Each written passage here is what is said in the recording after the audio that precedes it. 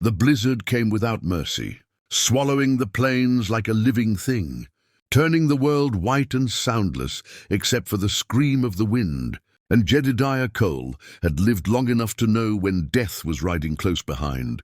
He was a cowboy by trade and by blood, a man carved by sun, dust, and loss, riding fence lines for wages that barely kept him fed, carrying more ghosts than gear.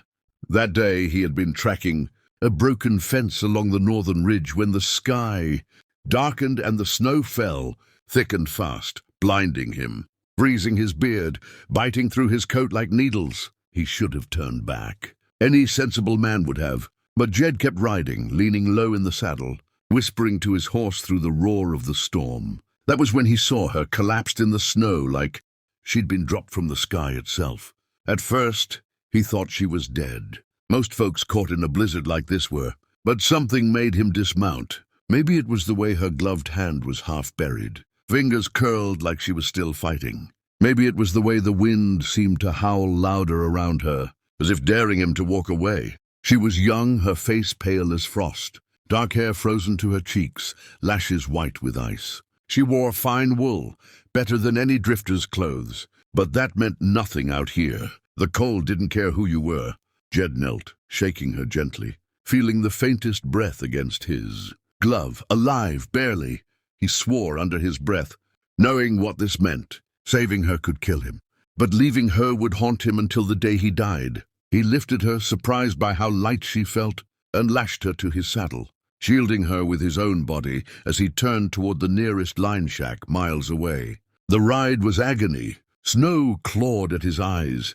His hands went numb, and more than once he nearly slipped from the saddle. But he kept going, fueled by stubbornness and something deeper, a promise he once made to a woman he couldn't save.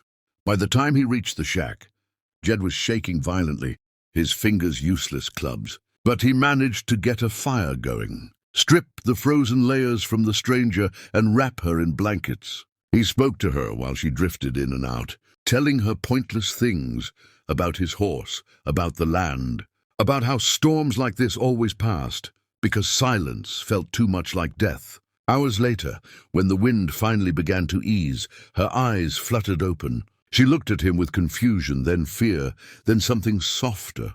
"You're safe," Jed rasped. She tried to speak, failed, and passed out again. He stayed awake all night, feeding the fire, watching her chest rise and fall, unaware that the woman lying on his blankets was Eleanor Whitmore, the sole owner of the largest ranch in the territory.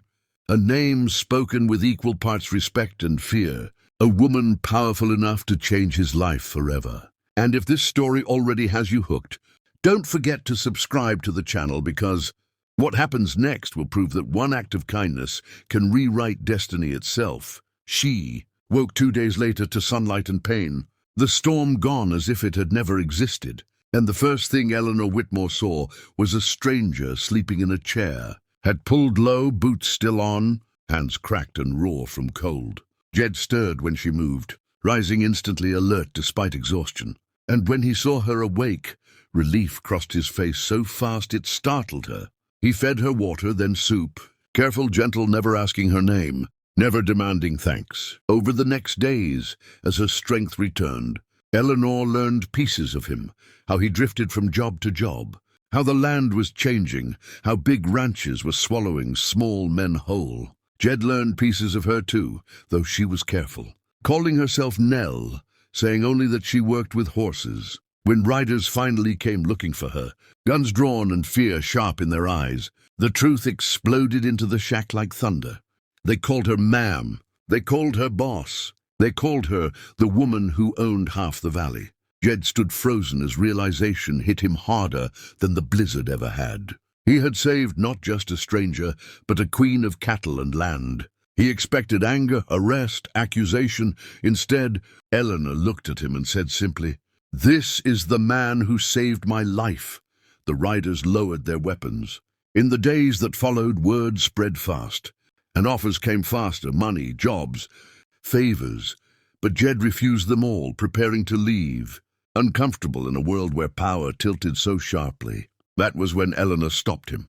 She told him about her father, about inheriting the ranch in a world that wanted her silent, about fighting alone for years.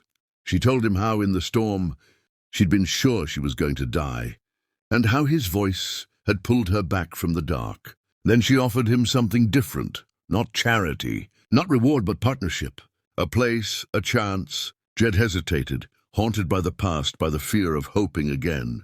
But sometimes fate doesn't ask twice. He accepted, and in the seasons that followed, the ranch changed. Workers were treated fairly, fence riders had a voice, and a quiet cowboy once forgotten by the world became something more, not because of wealth or power, but because he chose kindness when no one was watching. And if this story moved you, if you believe one decision can change everything, subscribe to the channel for more powerful stories of fate, courage, and humanity, because the next one might just change how you see the world.